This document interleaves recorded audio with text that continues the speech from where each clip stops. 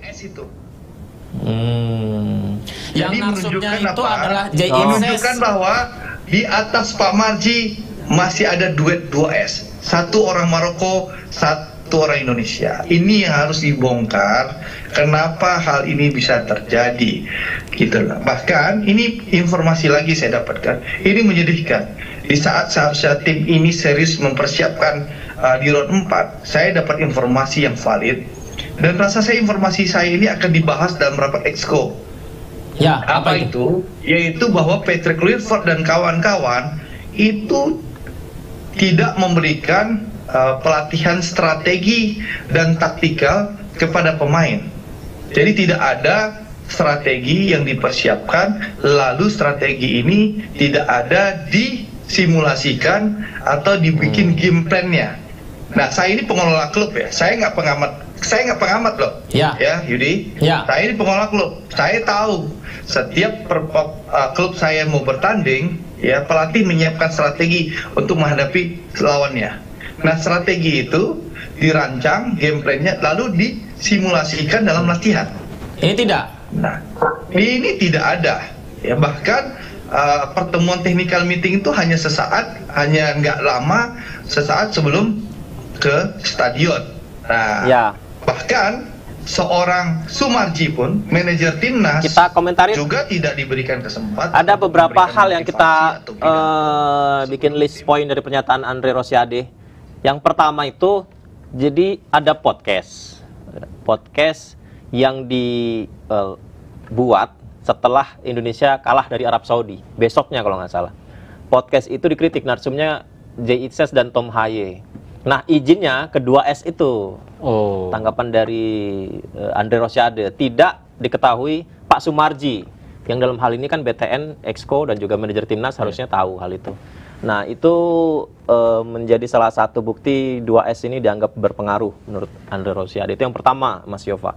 Yang kedua ini menarik nih.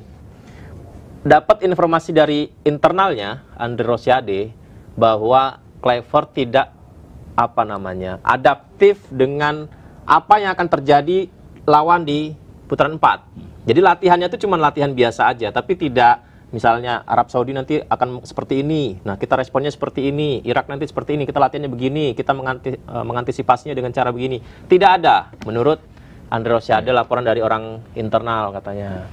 Nah, itu gimana tanggapannya?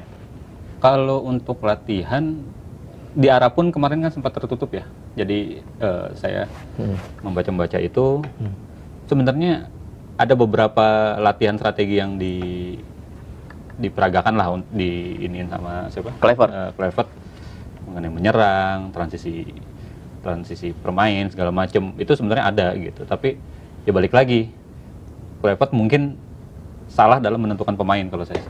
Salah dalam menentukan pemilihan pemain saat menghadapi Arab Saudi maupun Irak juga? Irak.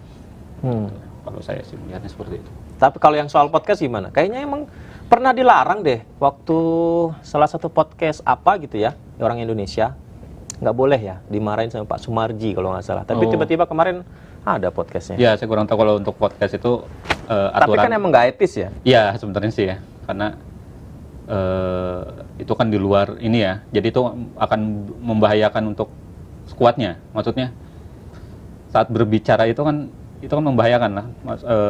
Dia salah-salah ngomong itu akan membuat publik, apalagi ini sepak bola terutama timnas ya, itu kan lagi disorot untuk. Saya pernah liputan Mas Yova dulu, beberapa kali liputan tim nasional Indonesia zaman Alfred Riedel kalau nggak salah. Saya mencoba untuk wawancara pemain, itu dilarang. Boleh kalau pertandingan sudah selesai. Alasannya karena pemain akan terganggu mentalitasnya, nggak fokus sama pertandingan. Karena yang dibutuhkan pemain itu harus fokus di pertandingan. Bahkan saya pernah ngopi dengan Pak Sumarji, manajer timnas, waktu itu SEA Games Filipina kalau nggak salah, malam-malam gitu. Ada salah satu pemain timnas yang bisa dibilang agak bandel ya, tiba-tiba ikut ngopi. Dimarahin sama Pak Sumarji, kalian jangan kayak gini katanya, kalian harus fokus dulu, nanti kalau udah selesai game-gamenya baru ngopi, mau apa terserah katanya gitu. Jadi kan sebenarnya ibaratnya itu sudah mulai berusaha dijaga oleh manajemen segala macam, tapi ternyata kemarin ada tuh podcastnya. Makanya saya beberapa cabur pun saya kerap menanyakan itu ke pelatih maupun ke siapapun lah itu di beberapa cabur. Saya bilang atlet itu boleh nggak sih memegang medsos? Apa maksudnya? Iya, handphone, menggunakan medsos segala macam.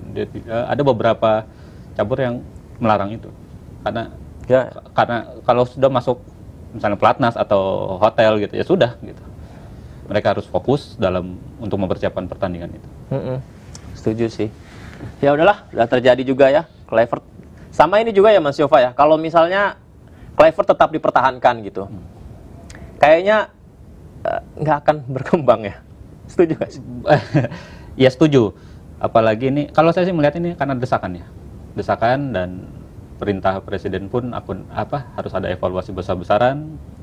Pak Erik bukan yang tidak mau, ya pasti akan ada. Mungkin saya objektif ya, subjektif saya doang gitu, tidak akan berkembang. Tapi ini berkaca pada putaran keempat ya. Memang nggak ideal sih, kita terlalu nggak adil gitu menilainya kayak gitu ya. Tapi ya kalau dipertahankan mungkin ya harus diganti sih emang sih. Nah ini di sesi-sesi akhir FIFA Matchday itu bulan depan kalau nggak salah. Bulan depan ya FIFA Matchday ya. Yang udahlah forget it, Piala Dunia udah selesai. Kita harus menatap ke depan dan salah satunya adalah di FIFA Matchday. Entah persiapan buat AFF, entah untuk Piala Asia. Piala Asia 2027. Gimana nih? Berarti apakah harus pelatih interim dulu atau segera membuat keputusan atau pakai pemain lokal dulu? Gimana nih kebijakannya nih? Apa segera mutusin siapa pelatih penggantinya atau gimana nih? Kalau saya sih melihatnya tidak ada urgensi ya untuk saat ini ya. Maksudnya nggak ada event besar yang dihadapi oleh timnas, hanya FIFA Matchday. Jadi mungkin ada waktu yang cukup panjang untuk menentukan pelatih. Ya mungkin untuk saat ini pelatih interim lebih baiklah untuk menempati ini dulu. Pelatih interim itu berarti menggunakan pemain-pemain lokal Liga Super Indonesia. Mungkin ya Indra Safri atau siapa? Atau Indra Safri lagi sibuk di SEA Games kan? Di SEA Games kan. Setelah itu ya apapun itulah maksudnya. Kalau untuk menentukan langsung gitu cepat, saya rasa sih belum urgensi ya, terburu-buru ya. Ya, terburu-buru. Oke. Kita akan tunggu Mas Yova dan juga teman-teman akan seperti apa keputusan dari PSSI pasca memberhentikan Kluivert dan satu tim semuanya itu ya Mas Yova? Rombongan itu ya? Termasuk Lanzat, Pastor, semua itu berarti ya? Termasuk yang video analis, terus psikologi, segala macamnya itu ya juga ya? Oke. Baik, kita berarti akan melihat new era di kepelatihan timnas Indonesia. Apakah new era ini menjawab harapan dan membalas keraguan yang sempat terjadi di dalam diri supporter Indonesia? Intinya satu, semoga Indonesia timnasnya semakin baik ke depan. Kita pelajari yang salah kemarin, evaluasi terus supaya dapat solusi, terus berprestasi timnas Indonesia. Terima kasih. Kita akan jumpa di komen berikutnya. Sampai jumpa.